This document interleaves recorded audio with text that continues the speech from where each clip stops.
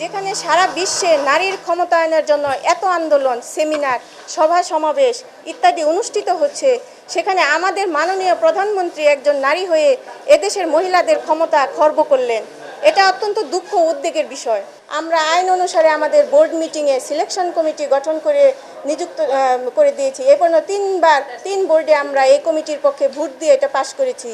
সরকার নিযুক্ত চেয়ারম্যান আমাদের এই সিদ্ধান্ত কার্যে পরিণত হতে দেয় নাই।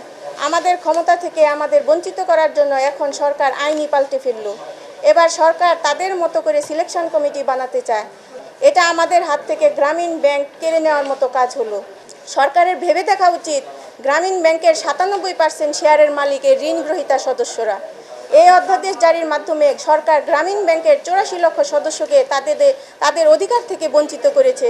আমরা এর 84 লক্ষ সদস্যের পক্ষ থেকে তীব্র প্রতিবাদ জানাচ্ছি।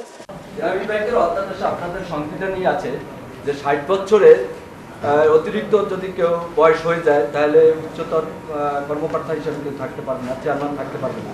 সেখানে তো আপনাদের যে ডক্টর ইউনূস সাহেব তো 60 বছর চলে গেছে, হ্যাঁ, সেখানে তো আপনাদের অধ্যাদেশের কারণেই তো সে আউট হয়ে যাচ্ছে।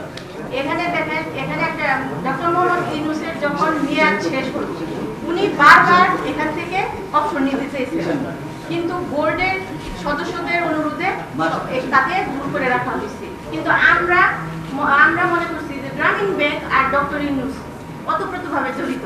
তো উনি যেহেতু এই প্রতিষ্ঠানটা তৈরি করছেন, তারপর এখানে থাকুক আমাদের মাঝে যতদিন থাকে, ওই সরকার তো তখন বাধা দেয় নাই, সুতরাং বাংলাদেশ ব্যাংকও বাধা দেয় নাই। এখন তো ওনাকে আমরা এমডি হিসাবে চাচ্ছি না, আমরা চাচ্ছি এই সিলেকশন কমিটিতে আমাদের ডক্টর মোহাম্মদ ইউনূস থাকুক এবং উনি আমাদের সাথে বুঝে শুনে একজন এমডি নিয়োগ করে দেয়, যেটা গ্রামীণ ব্যাংকের জন্য সফল করে রাখবে।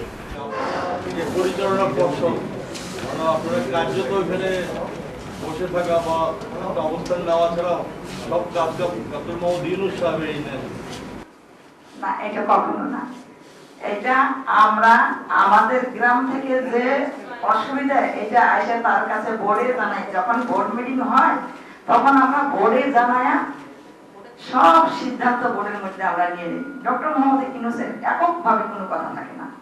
আপনাদের দাবি মতো সরকার যদি ওনাদের সিদ্ধান্ত অটল থাকে তাহলে আপনারা কি পরবর্তীতে কোনো আন্দোলন কর্মসূচি বৃহত্তর কর্মসূচি যাবেন কিনা? আপনাদের পুকুরের মাছ যদি অন্য একজনে মেরে নেয় তাহলে কি আপনারা কিছু বলবেন না? আমাদের নারীর অধিকার, সে একজন নারী হয়ে কেড়ে নিচ্ছে, আমরা কি চুপ করে বসে থাকবো? একটা জায়গায় বলছে এর আগে যতবার অধ্যাদেশ সংশোধন হয়েছিল ততবার ক্ষমতা বাড়ানো হয়েছিল, ওই সময় কি ক্ষমতা বাড়ানো হয়েছিল ডিরেক্টলি উল্লেখ করে শুধু কি আপনার আসলে এখানে ক্ষমতা বাড়ানো মানে আমরা পরিপূর্ণভাবে ক্ষমতা নিয়ে কাজ করতেছিলাম। সেখানে আমাদের মানে এমডি নিয়োগের ব্যাপারে আমাদের ক্ষমতাই বেশি ছিল, কারণ ওইখানে আমরা সিলেকশন কমিটি করে আমরাই ওইখানে ডিসিশন নিয়ে চেয়ারম্যানের সাথে এখানে ডিসিশন নিয়ে আমরা এমডি নিয়োগ করেছি।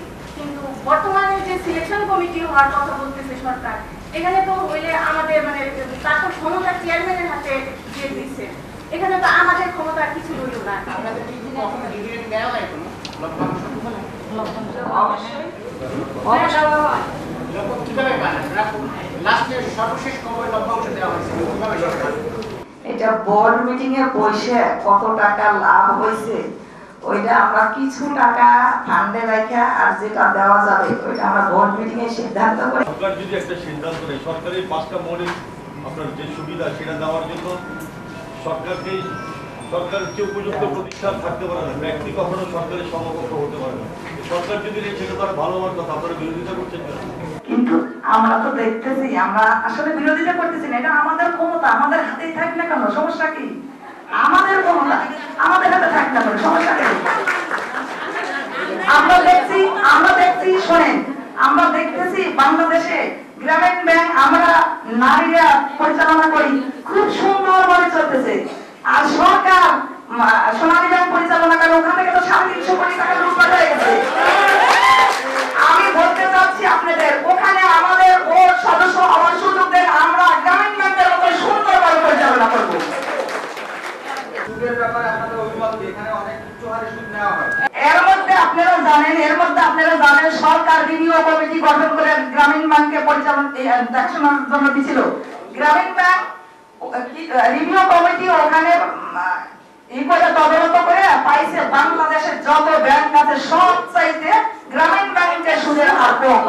আচ্ছা, সরকার তরফ থেকে কয়েকজন নেতা একটা প্রশ্ন করেছে, ডক্টর ইউনূস সাহেব আছেন ভালোই আছেন, ডক্টর ইউনূস একজন লোক তো সারা জীবন অনন্তকাল থাকেন না, ওনার অবস্থা মানে কাকে না কাকে আসতে হবে, তো সেই ভূমিকাটা সরকার এখন নিচ্ছে, আপনাদের আপত্তি নেই? সরকার যেভাবে ভূমিকাটা পালন করতে চাচ্ছে এটা তো আপনারা বুঝতে পারছেন, এটা সঠিক না।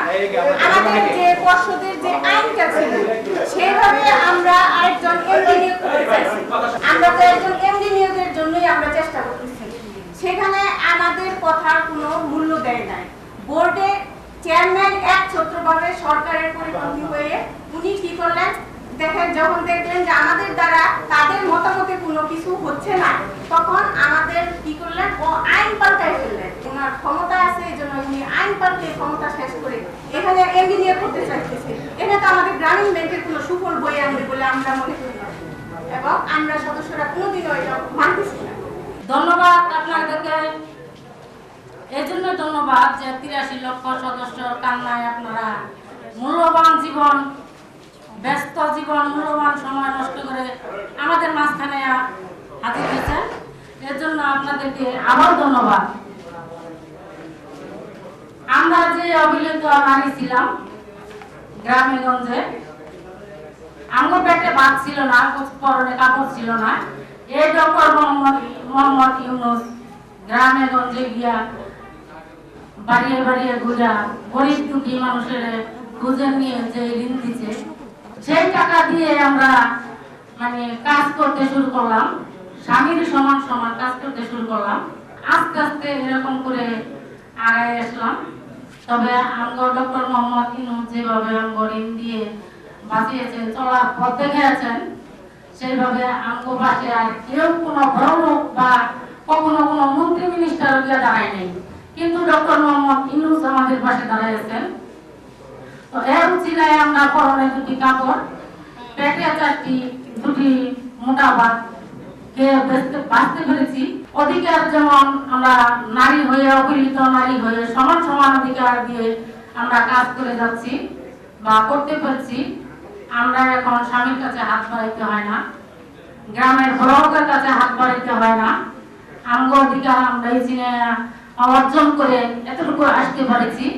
আমরা যদিও গ্রামের কৃষক নারী, কৃষকের মেয়ে, কৃষকের স্ত্রী, যেমন পিপিলিকায় যেমন বিন্দু বিন্দু পরিমাণ খাদ্য নিয়ে বাহার করতে করে, আমরা সেরকম বিন্দু বিন্দু করে